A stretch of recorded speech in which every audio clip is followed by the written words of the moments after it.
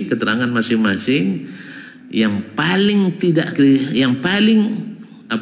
tidak diketahui orang adalah yang tadi. Nah, buatlah nanti, tapi dah banyak pula yang tahu kayaknya. Dia bukan ditanam nampak enggak, ditanam di dalam sana. Ditimbun sampai 1 meter lebih. Itu ekskavator yang bisa menemukannya. Setelah di stacking, baru nampak. Alhamdulillah. Akhirnya mana yang menang, yang mana? Ya ada drumnya itu. Karena tidak mungkin drum tumbuh sendiri. Matua mungkin tumbuh sendiri. Kelapa mungkin tumbuh sendiri. Dilahirkan oleh tampangnya oleh babi, terletak di situ, tumbuh dia dan sebagainya. Tapi kalau drum, ada drum yang tumbuh 4 sudut lagi, tidak ada yang tumbuh. Jadi akhirnya ini yang asli. Nah, ketika itu sang pelaku tak bisa ngelak lagi. Oh, saya yang masukkan beras itu, atau bisa aja beras masuk sendiri. Tidak akan diterima keterangannya. Karena ini menjelaskan dengan pasti. Jadi kadang-kadang hakim itu, seorang alim itu kadang-kadang cerdas. Tahu dia cara untuk mencuri. Masih ingat kisah Imam Abu Hanifah rahimahullah? Menguji muridnya. Abu Yusuf kan murid terkesohor Imam Abu Hanifah. Ketika Abu Yusuf sakit, dijenguk oleh gurunya untuk berikan semangat. Lalu dia berikan rekomendasi, sanjungan kepada muridnya Abu Yusuf. Kalau saya sempat meninggal, Abu Yusuf ini yang patut untuk menjadi pengganti. Semangat kawan hidup lagi kan. Semangat sehat. Setelah sehat dia buka majelis sendiri di masjid yang sama. Karena dapat rekomendasi di Abu Hanifah, tentu ramai pula yang hadir di majelisnya. Ya, sebagian dari yang lama dengan Abu Hanifah akan dah sering ngaji risalah yang Ustaz Dasman, pindah pula yang lain kan.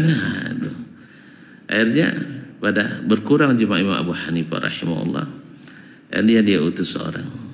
Bukan sekarang maksud saya, nanti setelah meninggal. Apalagi Abu Yusuf masih muda.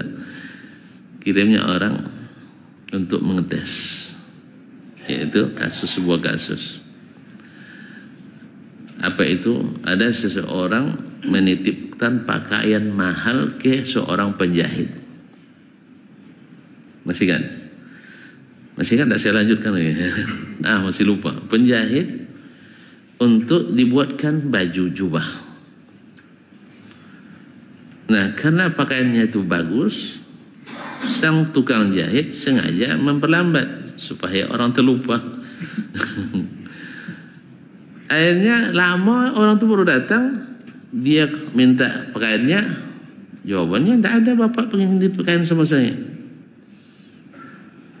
Akhirnya terjadi perselisihan, bukti tidak ada karena dia tidak bawa tanda terimanya. Makanya dalam Islam itu diharuskan, sepercaya apapun kita dengan orang harus ada tanda terima itu. Diingkarinya. Akhirnya tentu dia angkat kasus, bawa ke pengadilan.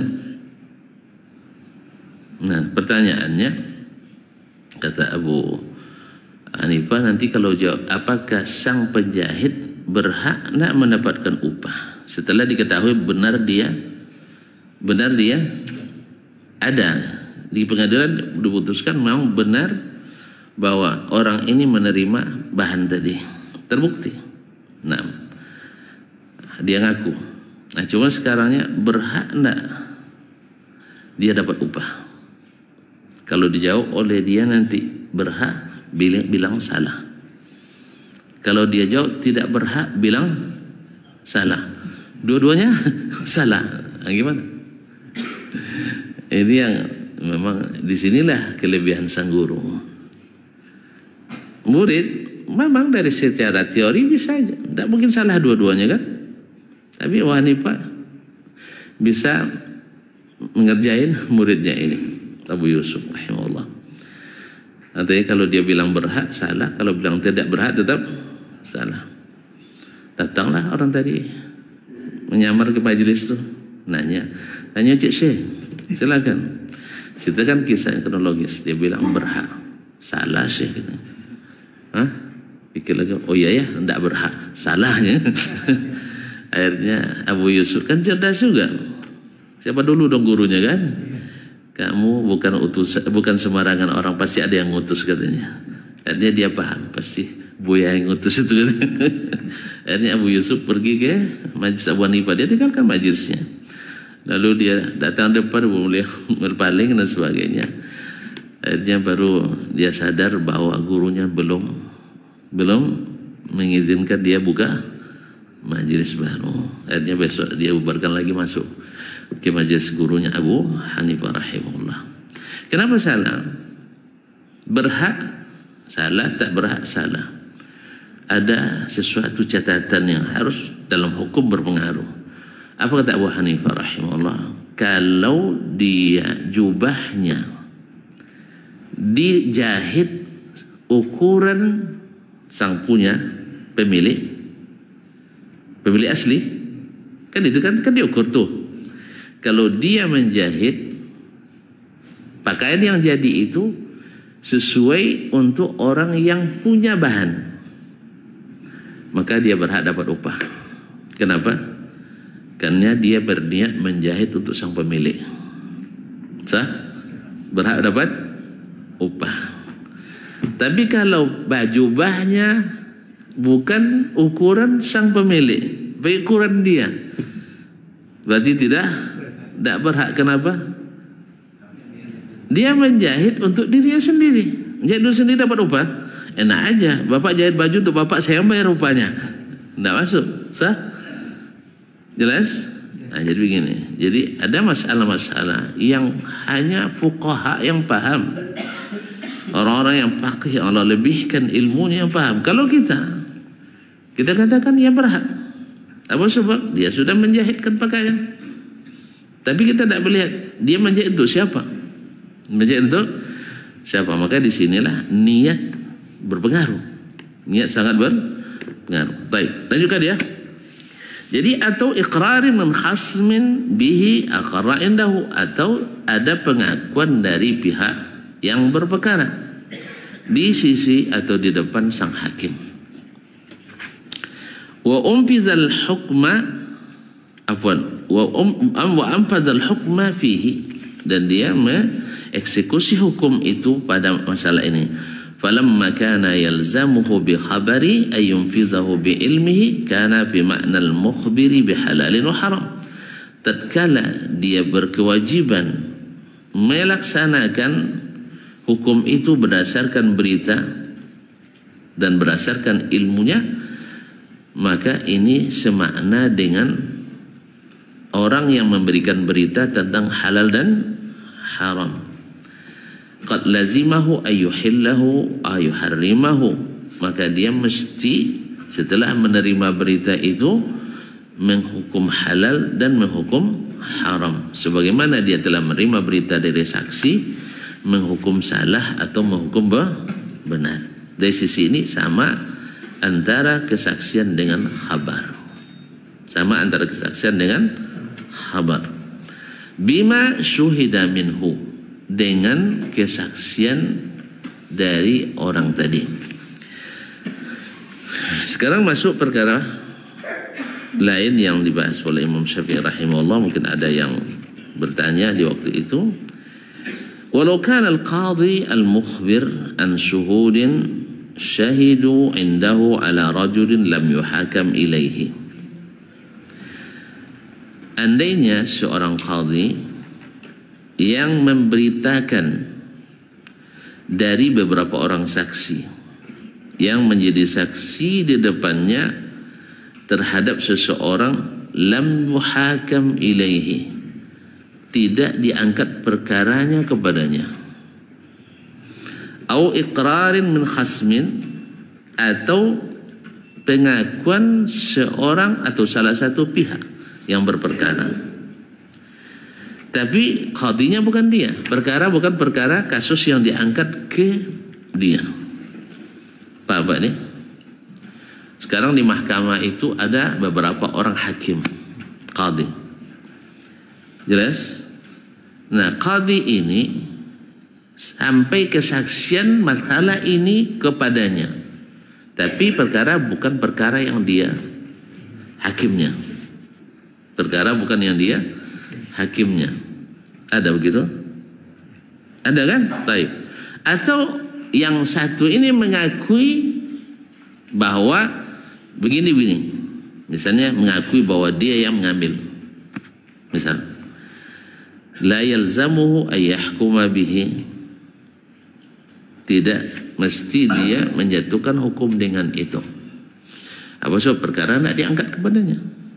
Hanya dia sampai berita saja kepadanya, dan dia bukan hakimnya. Lima anan alam yukhasam ilaihi.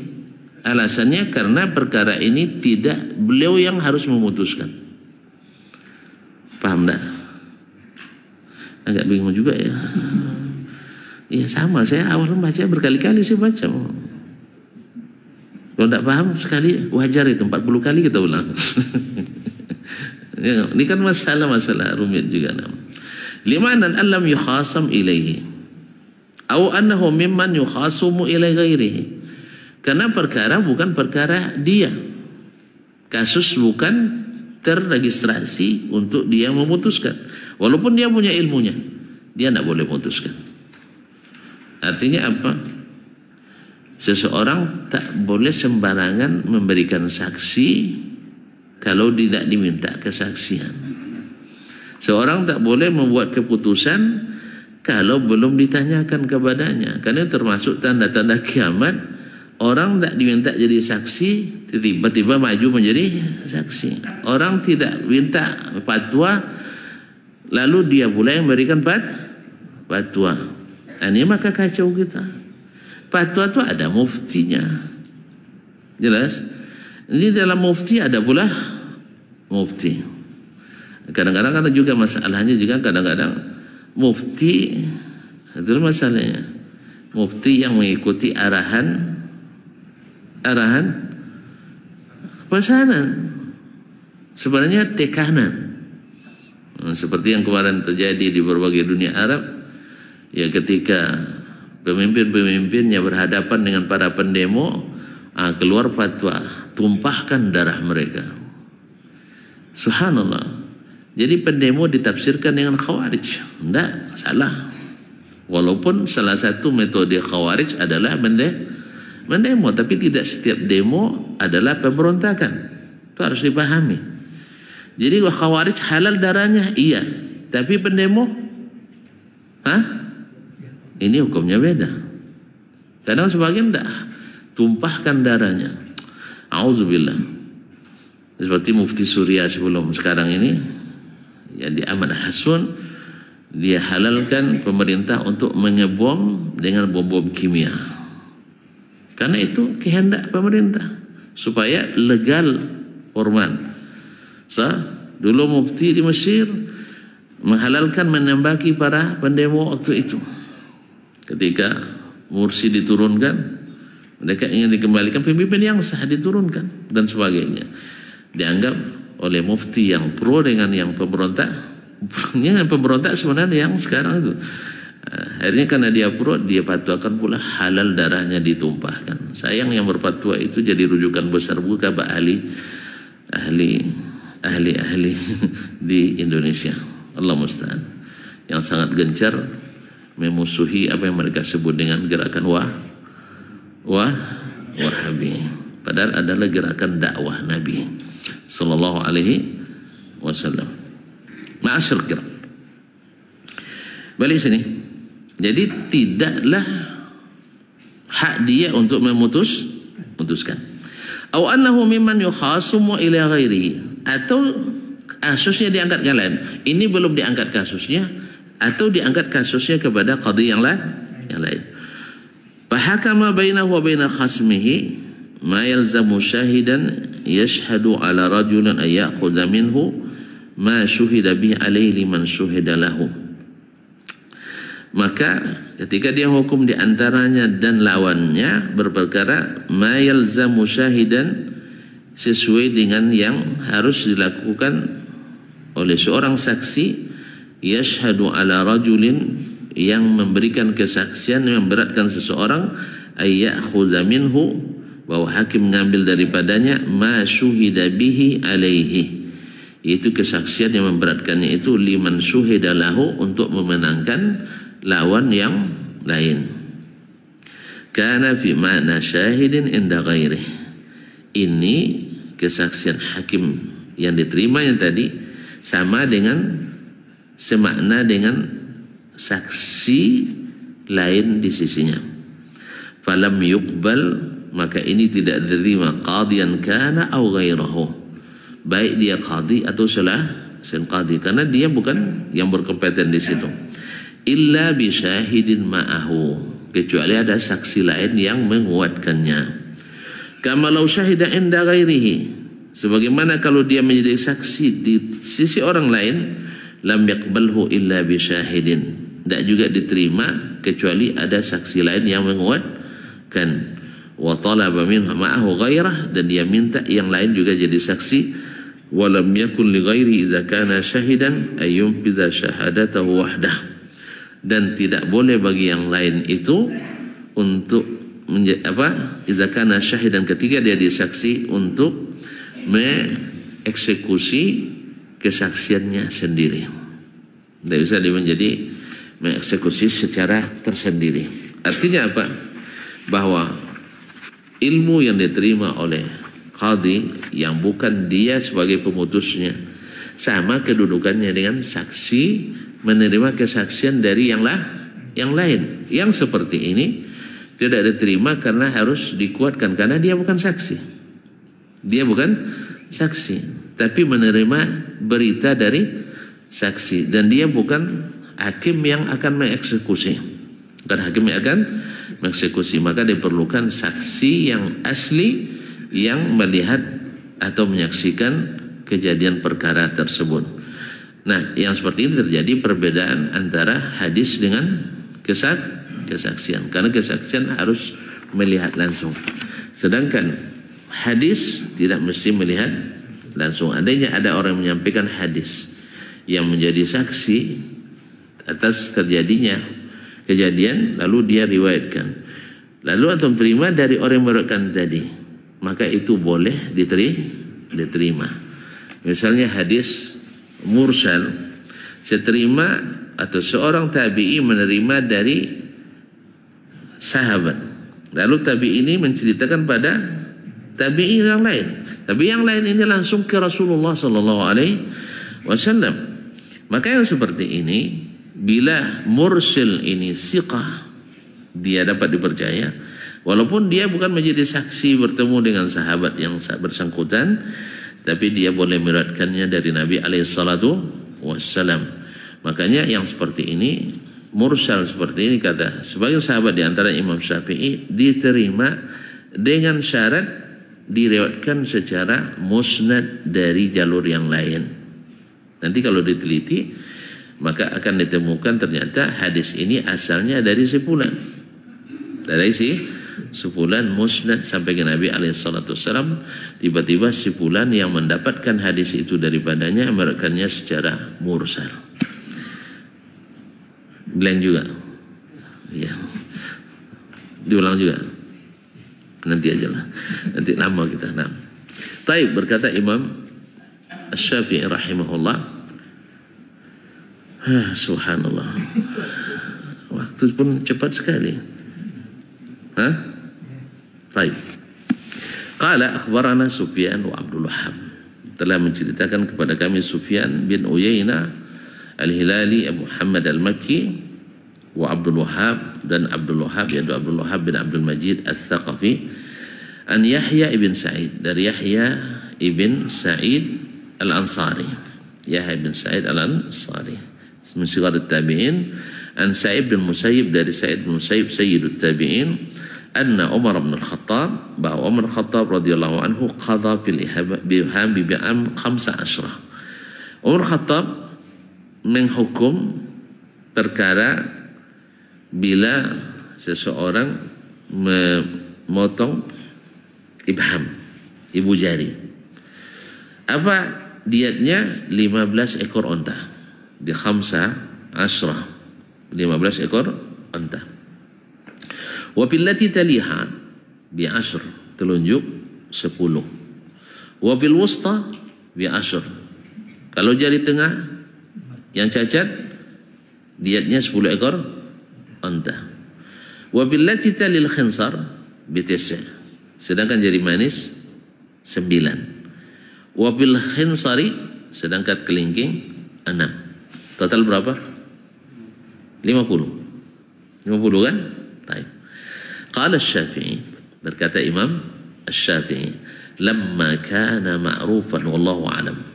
Tatkala ma'ruf dikenali inda Umar, menurut Umar, anna Nabi sallallahu alaihi wasallam qadha bil yadi bi 50.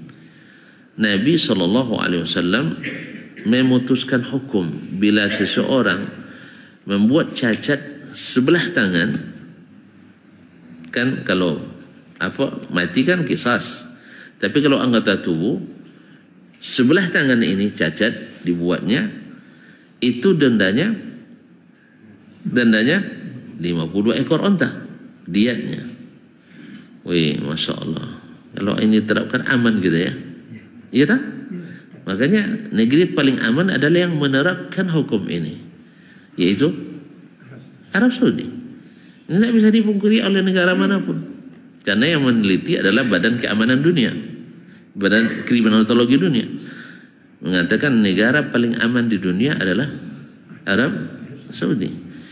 Terus carut marut orang di luar, tuduhan-tuduhan fitnah orang di luar tuh tidak usah didulikan sekali. Pokoknya titik-titik kafilah tetap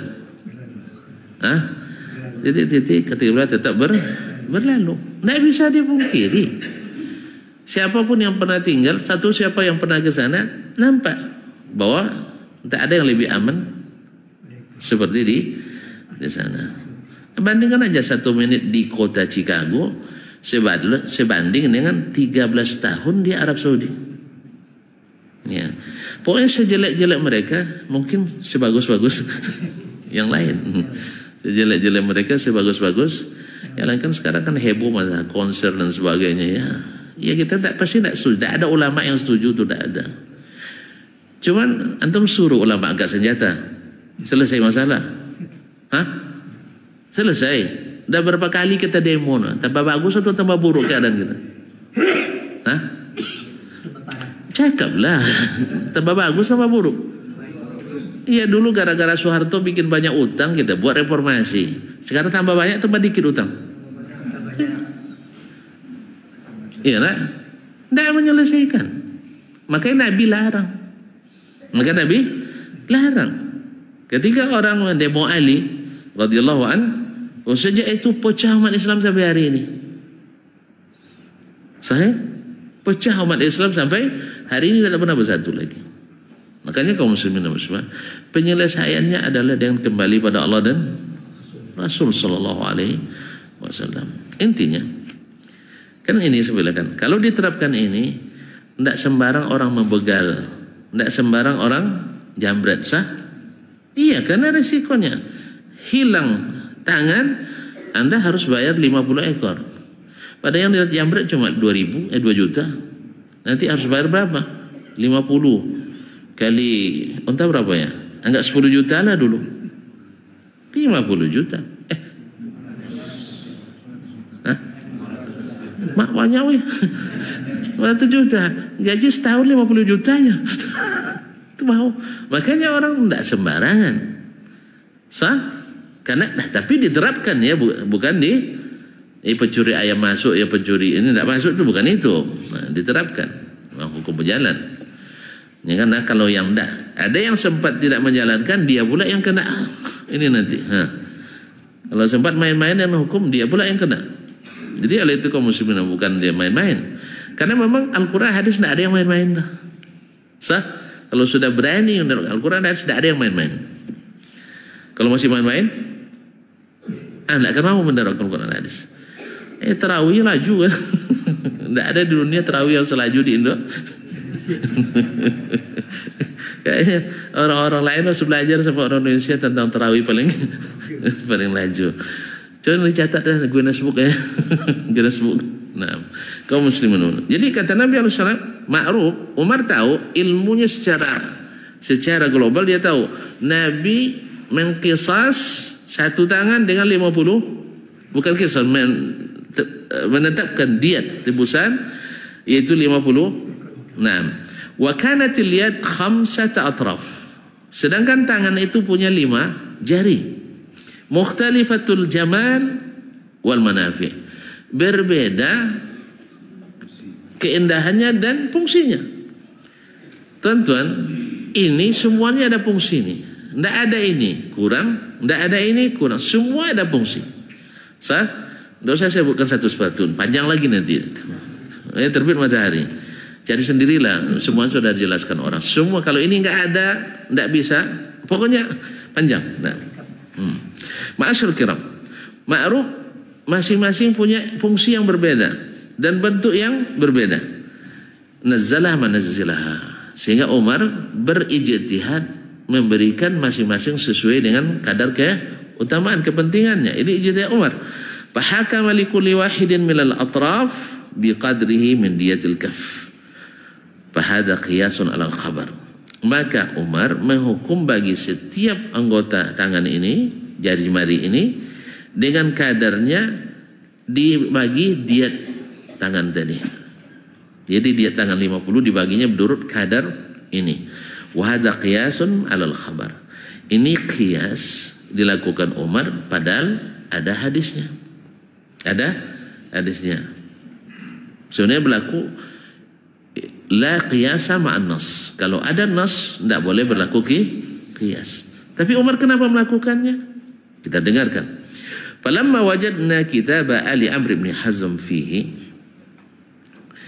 ketika kita dapatkan surat yang ditulis oleh Nabi kepada Ali Amr bin Hazm, di dalam terdapat anna Rasulullah sallallahu alaihi wasallam qala, di dalamnya Nabi berkata, fa fi kulli isba'in mimma hunalika ashrun minal ibil, setiap jari diatnya 10 ekor onta.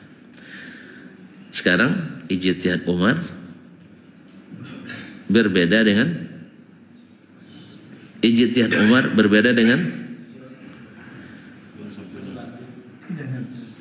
dengan apa? Dengan sabda Nabi. Itu aja kok repot. Ini kan saya lupa tadi ya. Yaitu surat keluarga Amr bin Hazm yang nulis siapa? Nabi. Kan sudah disebutkan tadi Nabi bersabda di dalamnya. Berarti yang nulis siapa? Nabi. Nabi yang tuliskan kepadanya. Nabi kan tak pandai menulis. Ya kan kita bilang presiden menulis surat ke presiden Uni Soviet Rusia. Dia nulis sendiri. Nah, paham lah kan? Pasti ada juru tulisnya. Gitu aja kok repot. Tonton bikin lama-lama aja. Nah, udah paham kita. Raja nulis surat, bukan dia tulis langsung. Dia paling tanda tangan. Namanya raja menulis surat. Sah? Kita juga nulis surat, yang nulis anak kita. Sah? Surat kita juga. Nah, itu udah paham ya? Baik. Dalam surat Nabi ke keluarga Amr bin Hazm, karena diutus dulu ke Bahrain. Di dalamnya terdapat apa itu? Rasul bersabda, wa fi kulli isba'in, dalam setiap jemari. Jelas kan nasnya? Mimma hunalik, bila terjadi penganiayaan. Apa katanya? Asrun minal ibil, maka diatnya 1 jari 10 ekor onta. Ada Nabi membedakan? Ada Nabi membedakan? Nabi tahu tak beda fungsi, beda bentuk? Tahu. Tapi Nabi menyamakan hukumnya. Kan kita kan kadang begitu juga ya. Kita berijtihad. Ini beda, jangan disamakan. Pada Nabi menyamakan. Nah sekarang gimana? Kita dengar Imam Syafi'i atau besok saja? Tanggung. Bukan tanggung, panjang juga. Saya buat bocoran sedikit ya lah. Ini perkara penting ini. Walam yaqbalu kitab Amr ibn Hazm wallahu alam hatta yathbuta lahum annahu kitab Rasulillah. Mereka tak mungkin menerima surat keluarga Amr bin Hazm ini, wallahu a'lam bishawab, hatta yathbuta lahum, sampai sabit di menurut mereka annahu kitab Rasulullah, bahwa itu pasti dari Rasulullah SAW. Kalau tidak diterimanya. Berarti sampainya tulisan itu yang awalnya dari Nabi dan disimpan oleh keluarga Amr bin Hazm. Amr bin Hazm. Amr bin Hazm tahu kan? Kan keluarganya Khadijah. Keluarga Khadijah radhiyallahu anha. Wa bil hadisi dilalatan. Mereka menerima itu karena sabit dari Rasulullah sallallahu alaihi wasallam melalui berita ahad. Nah, berita ahad, kitanya mutawatir. Kitanya mutawatir karena berita ini di tafsirah termasuk berita yang mutawatir. Wa fil hadisi dilalatan. Dalam hadis ini terdapat dua petunjuk. Ahaduhuma qabulul khabar. Yang pertama menerima khabar. Itu hadis. Bahwa hadis bila sabit diterima. Wal akhar al yuqbal al khabaru fil waqti alladhi yathbutu bihi. Bahwa berita itu diterima pada waktu sampai dan sabitnya kepada kita. Kalau belum sampai gimana nerimanya? Sah? Jadi memang COD dia. Jadi baru diterima setelah sampai. Kalau belum sampai, apa yang mau diterima? Paham? Artinya seseorang yang belum sampai dalil kepadanya, lalu dia mengamalkan selain itu atau bertentangan dengannya, tidak berdosa. Jelas? Itu maksudnya bahwa berita diterima setelah sampai dan sabit. Kalau belum, walaupun kita mengamalkan yang lain. Misalnya sekarang kita amalkan turun-temurun suatu masalah dalam agama. Sah? Apa misalnya? Tersinggung nantinya, tentu gampang tersinggung tu masalahnya. Tersinggung belek wadanya. Ini bawa belek pergi ngaji itulah ribut. Ngaji tu bawa hati, jangan bawa belek. Kampung-kampung tu lah kita. Jemur boleh ada sebenarnya tersinggung belek waktu wiridnya kan. Ya bawa belek pula. Tahu belek? Kaleng kan bunyi dia. Nah, tak, kita jangan bawa ngaji, jangan bawa belek ya. Jadi kalau mengamalkan suatu amalan yang ternyata dulu belum hadisnya belum sampai ke kita, sekarang sudah sampai, yang selama ini tidak berdosa. Jelas? Karena belum ada hujah sampai ke kita. Banyak contohnya. Banyak. Dulu Pak Edi, Masya Allah, sangat rapi bila datang ke kantor. Klimis. Sah? Karena belum tahu. Bahkan yang sampai kepada kita, ini orang tua-tua itu. Sah? Berjenggot pula orang tua. Jorok. Kan itu yang sampai ke kita. Kadang awak nak berjenggot, bini tak suka. Pak, apa macam orang terpapu je Pak. Abang ni kan. Banyak. Tapi setelah sampai kita, oh ternyata jenggot itu sehat. Banyak sumber kebaikannya. Tempat mengalirnya, turunnya, bergugurannya dosa-dosa kita. Sah? Nah, kemudian ketika wudu ada pahala menyela-nyela ini. Yang ketiga tampil seperti tampilnya orang-orang saleh. Sah? Pasti kalau sudah berjenggot pasti orang dah segan. Pak Haji katanya. Aduh Haji, tapi dah dipanggil Pak Haji atau Ustaz. Makanya teman-teman saya yang pergi dengan saya yang berjenggot selalu dipanggil Ustaz. Awak lu pernah panggil Ustaz, dia panggil Ustaz. Sini Ustaz katanya. Dikiranya beliau yang Ustaz. Awak. Maka berisiko juga bahwa pendamping yang lebih ganteng dari kita, lebih gaya dari kita. Iya. Dia tampilnya lebih gaya, lebih steady kan. Awak tampil apa adanya kan. Kopi lah lama pula. Akhirnya silakan Ustaz ini. Awak masih. Tapi tidak apa-apa, tidak masalah. Sebab ia akan naik kita juga kan. Biarlah dari awal kurang happy, tapi di belakangnya happy ending. Ujung-ujungnya kepala kambing kita juga mulai. Allah musta'an. Jadi kaum muslimin dan muslimat dirahmati Allah. Jadi sampai hadis kepada di saat itu baru terhitung. Kalau belum, tidak. Sah? Dulu solat berjamaah. Sah? Sampai juga hadis kepada kita. Cuman yang mewajibkan itu belum ya. Baru hitungan 27 derajat. hadis bahwa Nabi kalau bukan karena wanita dan anak-anak, maka saya wakilkan orang jadi imam. Lalu saya bawa beberapa orang bawa kayu bakar, membakar rumah orang-orang yang tidak hadir sholat wah bahaya ini. Sah? Akhirnya kita bertobat. Ya Allah, kami akan sholat berjamaah. Kecuali tidur, terlambat dan sebagainya, itu urusan atau musafir atau sakit. Kan banyak halangan kan. Biar tidak berdosa, dia tidur aja. Kalau orang tidur tidak berdosa kan?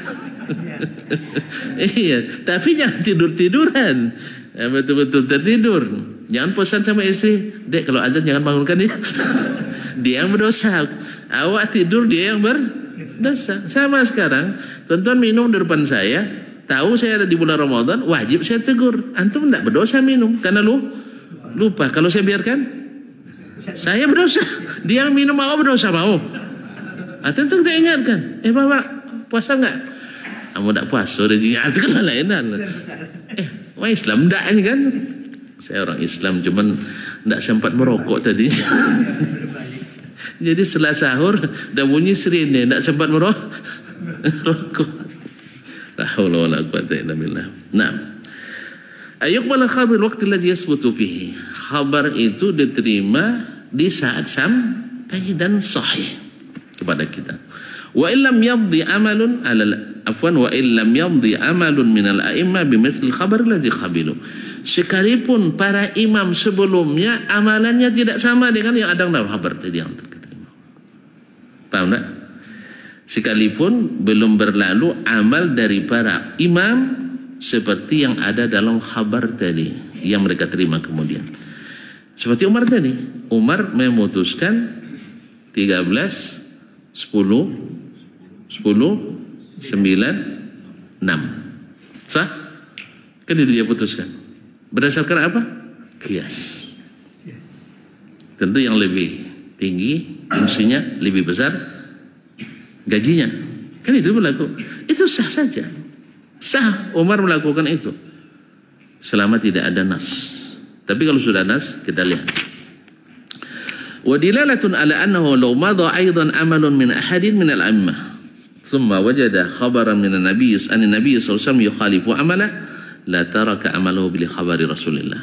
Kemudian terdapat petunjuk bahwa seandainya sudah berlalu amalan dari seseorang dari imam, baik imam di zaman sahabat Abu Bakar, Umar, Utsman, Ali dan seterusnya, atau imam di masa tabi'in, Sa'id bin Musayyib, Urwah bin Zubair, Nafi' Mulam bin Umar dan seterusnya, Muhammad bin Sirin, Hasan al-Basri, atau imam setelah tabi'in seperti Malik, seperti Malik, Abu Hanifah, Sufyan ats-Tsauri dan seterusnya, atau yang setelah mereka seperti Syafi'i, Ahmad, Ishaq bin Rahuyah dan seterusnya.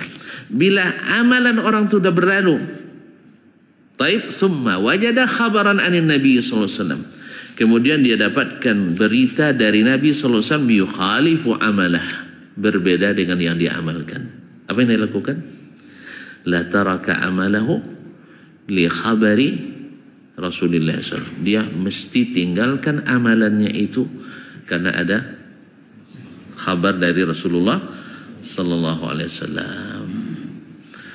Ini risalah dari Imam Syafi'i kepada pengikut mazhab Syafi'i. Karena banyak yang menafsirkan perkataan Imam Syafi'i, iza sahal haditsu fa huwa mazhabi, apabila hadis sahih itulah mazhabku, bahwa seluruh dalil yang digunakan Imam Syafi'i pasti sahih.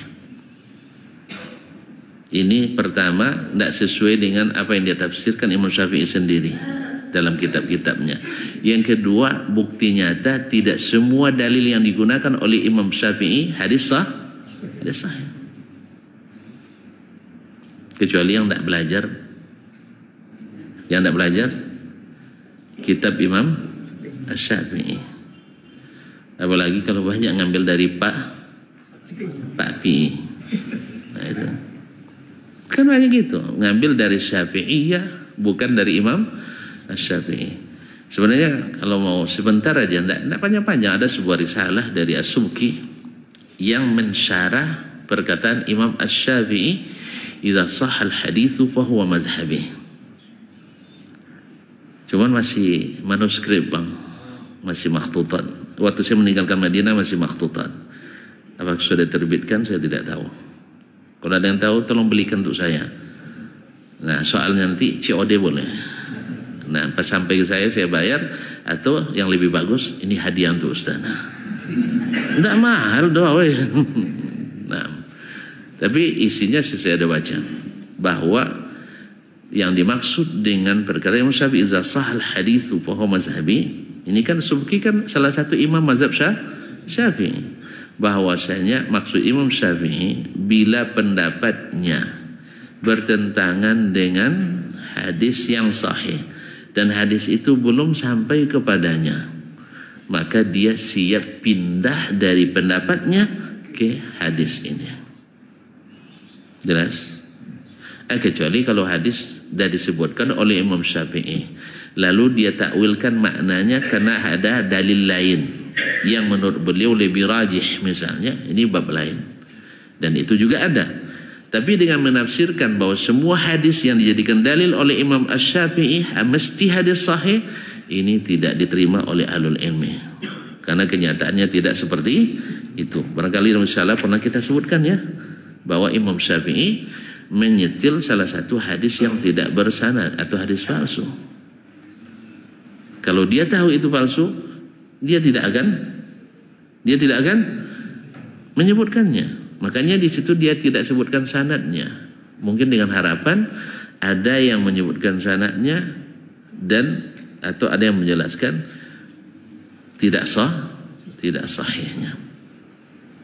Jadi ini perkataan beliau yang menafsirkan apa yang dimaksudnya.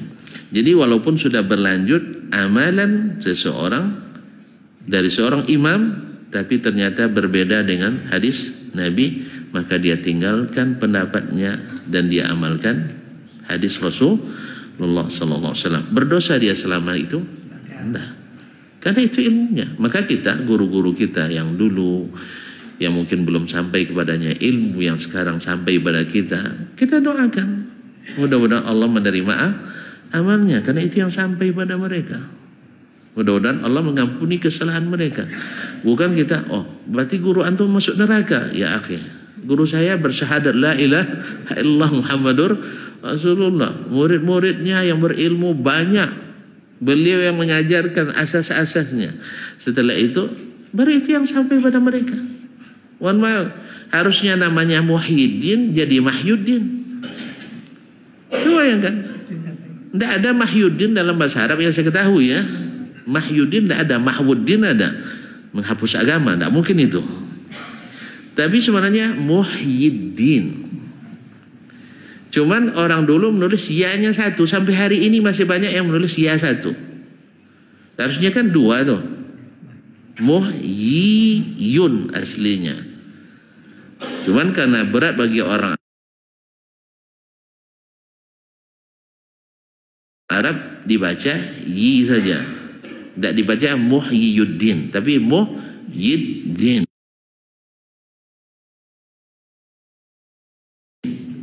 Paham? Karena dhamma di atas ya itu berat bagi lisan orang Arab, sehingga bacanya Muhyiddin. Asalnya Muhyiddin. Tapi orang-orang tua kita dulu, ulama-ulama kita dulu bacanya Mahyuddin, sehingga kebanyakan ulama kita namanya Mahyuddin. Termasuk guru besar kami di pondok dulu, pendiri Darun Nahdlatul Baqina rahimahullah wa ghafara lahu, Syekh Ki Haji Buya Kabir, namanya Buya Kabir Muhammad Nur Mahyuddin. Ya. Dan ini tidak pernah dijelaskan oleh beliau kepada kami, karena memang dianggap itulah bacaannya. Memang dalam kitab akan tertulis mim ha ya. Bacanya apa? Harusnya Muhyiddin tapi dibaca Mahyuddin. Tengoklah orang-orang Indonesia, ada yang nama Muhyiddin, ada sedikit yang paling banyak Mahyuddin. Yang keluarga saya banyak Mahyuddin. Iya, ada yang qari, ada yang ustad, ada yang Mahyuddin. Karena itu yang terbaca oleh beliau-beliau. Paham saya? Nah, lalu kita karena ilmu al-asma wal kuna kita pelajari, Akhirnya kita tahu ternyata itu salah baca, sama dengan Ad-Dainuri. Mandawang ketemu Pak Zainuri katanya. Aslinya itu Ad-Dinawari.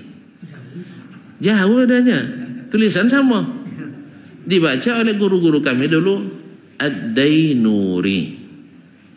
Ada salah seorang udaba namanya Ad-Dinawari, dibaca Dainuri. Nah, karena lama kitabnya, akhirnya dimakan rayap, difotokopi seperti titik di atas dal, akhirnya berubah jadi Zainuri. Makanya banyak orang Indonesia yang lama-lama tua-tua namanya Pak Zainuri. Di situ tuh. Tidak baca lagi. Hasilnya Ad-Dinawari. Iya, lisan orang Arab. Nama-nama daerah itu, nama daerah di ada daerah Tenggara Baghdad. Dari situ lebih kurang ya sehari perjalanan lah dulu. Lebih kurang 80 km lebih. Itu namanya Ad-Dinawari. Tapi dibaca oleh guru-guru kita dulu Dainuri. Yang sederhana aja ini bisa salah baca, apalagi yang lain. Dalam bab ada nanti bab fikih juga akan kita temukan. Nah, oleh sebab itu kaum muslimin dan muslimat dirahmati Allah, yang sampai pada mereka itu. Ya, semoga kita yang diberikan Allah kemudahan menuntut ilmu ini ya menjadi sebab mereka dapat kebaikan dari ilmu yang mereka ajarkan. Ya, saya selalu doakan guru-guru saya sekecil apapun, mudah-mudahan ilmu yang saya miliki yang sedikit ini mengalir juga pahala bagi mereka, karena masuk dasar mereka yang ngajarkan dulu itu. Mudah-mudahan masuk ilmu yuntafa'u bihi, ilmu yang dimanfaatkan. Saya pandai baca kitab, beliau ngajar nahwu sharab dulu. Ya, saya pandai baca Quran, mereka ngajarkan alif baca dulu. Bisa baca bahasa Inggris, bahkan ngajar bahasa Inggris tapi tidak pandai bahasa Inggris. Nah, tapi kayaknya dari yang sini saya pandai juga nampaknya. Nah, itu karena mereka yang ajarkan dan seterusnya. Mudah-mudahan mereka jadi penyebab kebaikan itu, sebab menjadi penyebab penghasilan pahala bagi mereka. Amin ya rabbal alamin. Bukan artinya antum menyalahkan. Yang salah memang harus salah lah. Yang salah harus salah. Itu yang diajarkan oleh ilmu, yang diajarkan oleh Allah dan Rasul sallallahu alaihi wasallam, liyuhiqqal haqqa wa yubtilal batila. Turunnya Al-Qur'an itu untuk menetapkan yang hak-hak, yang batil batil. Walau karihal mujrimun, sekalipun orang kafir tidak setuju, sekalipun orang pendosa tidak setuju. Yang tak setuju pasti banyak. Orang-orang jahil pasti tidak suka. Tidak boleh saling menyalahkan katanya. Tidak, kita tidak saling menyalahkan. Yang salah aja yang kita salahkan. Yang benar tetap benar. Kalau antum tidak mau disalahkan, jangan berada di jalur yang salah. Gimana caranya? Nih, walaupun sudah lama diamalkan, tapi datang hadis, pindah saja. Itu yang payah. Lebih payah pindah mazhab daripada pindah rumah. Sah? Lebih payah pindah mazhab daripada pindah orang rumah. Sahih? Iya, pindah orang rumah mudah bagi mereka, tapi pindah mazhab harus payah gitu. Padahal imam kita sendiri ngajarkan seperti itu. Pindah aja. Walaupun tidak berubah label tetap mazhab Syafi'i. Karena itu kata Imam Syafi'i. Tidak keluar dari mazhab Syafi'i kita, no. Cuman meninggalkan sebagian pendapat beliau yang dia pesan, bila bertentangan pendapatku dengan hadis, kalian tinggalkan pendapat saya. Sejelas itu. Antum tidak mau juga, berarti antum tidak setia pada Imam Asy-Syafi'i rahmatullahi alaih. Oleh sebab itu saya iklankan, ana syafi'iyyun ma hayitu wa in amut fa wasiyati lin-nasi yatasyaffa'u. Saya selama hidup tetap bermazhab Syafi'i. Tapi kalau mati saya wasiatkan tuan-tuan mesti ikut mazhab Syafi'i. Kenapa? Mazhab Syafi'i itu sangat luas, sangat fleksibel. Dasarnya idza sahhal hadis bahwa mazhabi. Bila hadis sahih, itulah mazhab saya. Artinya saya siap meninggalkan pendapat saya untuk mengikut hadis Rasulullah SAW. Itu yang lama-lama gimana Imam? Jadi dulu ini yang lama orang yang sekarang. Kan itu wajibnya setelah sampai. Sebelum sampai enggak wajib. Sah? Makanya ketika turun berbagai hukum, ada sebagian sahabat khawatir. Kata Nabi SAW, yang telah lalu tuh tidak dihitung. Tapi yang sekarang yang baru yang akan kita hitung. Masih panjang? Masih panjang? Cukuplah dulu ya. Tapi ini baru pembukanya dalam masalah ini. Bocorannya sedikit. Mudah-mudahan Allah SWT sampaikan kita umur yang panjang dalam ketaatan, dan kita menyambung kembali pada lain kesempatan. Wabillahi taufiq wal hidayah. Taqabbalallahu minna minkum. Wassalamualaikum warahmatullahi wabarakatuh.